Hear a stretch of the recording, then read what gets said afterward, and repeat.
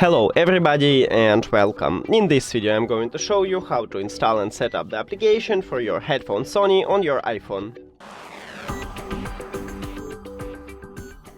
You have to start by open App Store and now go to the search. Click at the search line and write Sony. Then search and you should install this application. Now open it.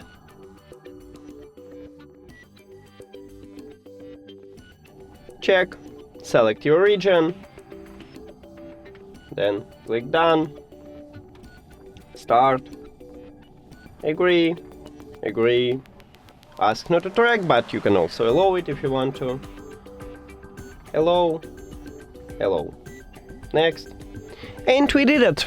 Thank you for watching this video. If you found it helpful, please consider subscribing to the channel and leave a like on the video. See you later!